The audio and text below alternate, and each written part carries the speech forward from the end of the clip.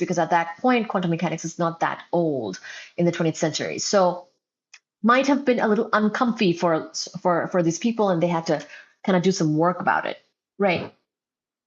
So anyway, however, it was realized early in the 20th century, so in the early 1900s, that in order to apply Maxwell's theory in detail to atoms, ideas from quantum physics would have to be incorporated, and also probably relativity, right? Actually, Dirac turned some of those quantum mechanics equations to include relativity, and they were then relativistic quantum mechanics equations, okay? So it was not until the work of Richard Feynman and others, so now we're getting closer to the title of this life, quantum electrodynamics. All of this was to motivate why we even need such a thing, but hopefully you get the context. So it was not until the work of Richard Feynman, you might have heard of this guy, Feynman. He has contributed largely to particle physics and what we're about to talk about here. So Feynman and others, building on the work of Dirac, I just mentioned Dirac. Dirac is the guy, by the way, who took the quantum mechanics equations and turned them relativistic, that a full quantum theory of the electromagnetic force called quantum electrodynamics was developed. So basically, all of this is to say that we needed a quantum friendly electromagnetic force or electromagnetic force theory or electromagnetic theory because of basically electromagnetism classically, even though is explained by James Maxwell and others, Michael Faraday, etc. With the electromagnetism equations, we actually have a set of equations, Maxwell's equations, they're called. So classically, we learn a lot and can use these equations, and they pretty much tell us everything about everything.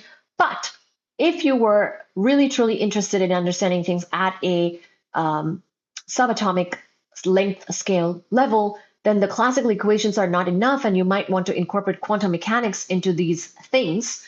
And that is called quantum electrodynamics. Okay, so it's not so scary of a thing.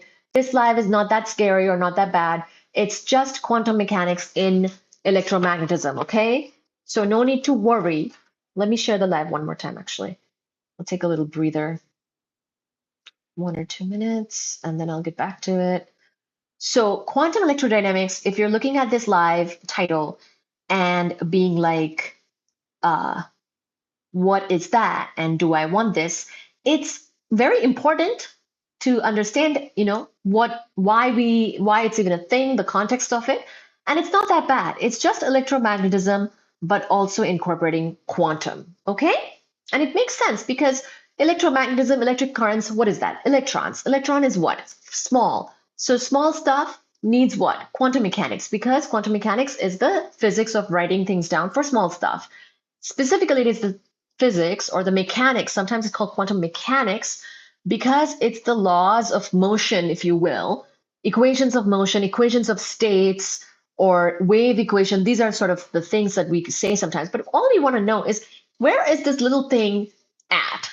Say, what is this thing's position as a function of time? We want to write that down, for God's sake. So what do we do? How do we do it? There's this wave equation way of doing it for quantum mechanics, in quantum mechanics, for tiny small particles that follow quantum mechanics, such as what would be needed in the case of an electron.